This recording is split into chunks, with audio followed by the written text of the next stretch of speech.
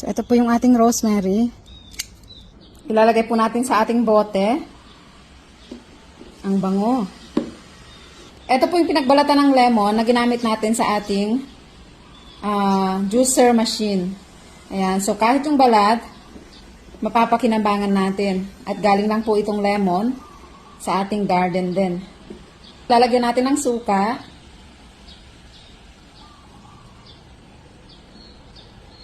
At hahayaan lang po natin itong mababad ng mga 1 oras bago gamitin.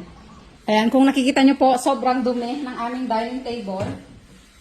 Ganito ang eksena kapag pumapasok o kumakain sa umaga ang aking mga anak bago sila pumasok sa school. Sobrang makalat po talaga.